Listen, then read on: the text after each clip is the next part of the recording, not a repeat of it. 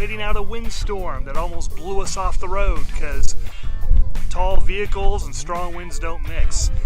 My audio is probably pretty bad in the wind, so let's go inside. I got something else to talk about. So, I know some of you follow me for my Starlink information. I've got an entire playlist. Is it up there? One of these corners. I can never remember which corner it is. But there's a whole playlist up there with Starlink info. This is going to be the latest part of that playlist because Starlink has just, well, they haven't announced new pricing. They've just sort of been informing current customers of some changes in their pricing. Up until now, if you want to use Starlink on the road, you can expect to pay $135 a month. That's for the RV plan or for the residential plan with portability turned on. That's all changing. I got an email from Starlink last night telling me that as a service that can be used in any area, including those with limited capacity, the monthly service price for existing Starlink for RV customers will increase by $15 to $150 a month beginning April 24, 2023. So that's a bummer. Same service, but the price is going up. Still, I stand by everything I've said about how well Starlink works in the past. It's already expensive enough at $135 that it's still going to be worth it at $150. Kind of hurts, but hey, it's been a game changer in my life on the road and just being able to work from almost anywhere. But here's the interesting part. Another friend of mine, he has residential Starlink. He is a home dweller. He's not on the road. He just has Starlink as his home internet. He also got an email that says there will be a $20 decrease in areas with excess capacity and a $10 increase in areas with limited capacity. And because he lives near Bangor, Maine, which is an area with excess capacity, his price is going down to $90 a month. That means that he's going to be paying $60 a month less for faster service than I'm getting. It's costing me an extra $60 a month just to be able to take it with me. That seems a little unfair.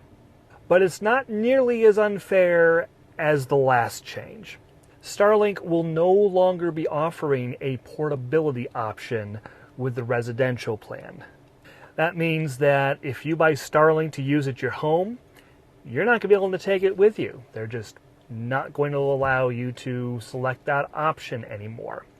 After digging through a whole bunch of the Starlink Facebook groups and everything so that you don't have to, there's a lot of misinformation out there.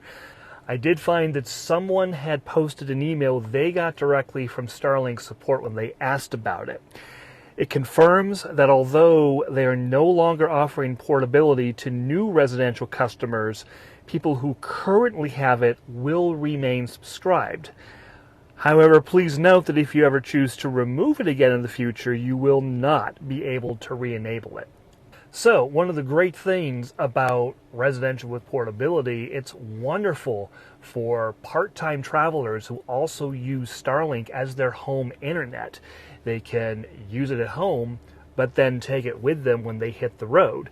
Sure, they'll have the lower bandwidth of the RV plan, but it'll still work. Except not for new customers. You're not going to be able to buy that option anymore, which is really unfortunate if you're a part-time traveler who wants Starlink as your home internet. I'm not sure why Starlink has decided not to offer it anymore. I know that there are some people who live on the road who use the residential plan to get the higher bandwidth and simply change their residential address to wherever they happen to be camping in order to get that. And strangely enough, this change, taking away the portability option, doesn't seem to affect that. There's been nothing about Starlink limiting how often you can change your service address.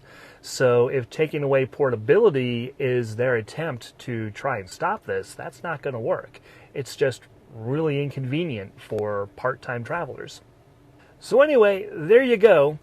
I know I've made videos talking about pricing in the past. That pricing was accurate at the time, but I wanted to put this out there relatively quickly to tell you what the new pricing scheme is going to be, and also that portability is gone.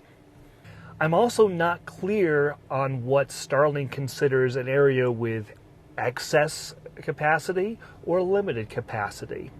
They do publish a map showing where new residential service is available and where it's not, where it's already full.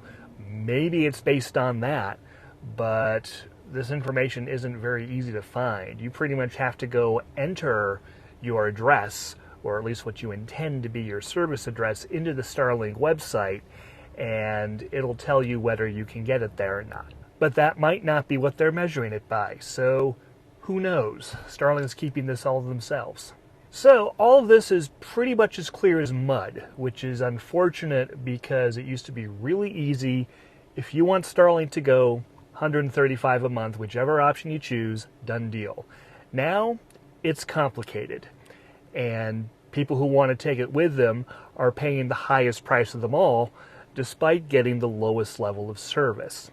Like I say, still worth it to me, but it's kind of a bummer, especially when I'm paying $60 a month more than my friend who has the residential service at home. Anyway, I'm going to be trying to post more regular videos. Actually, I have been trying.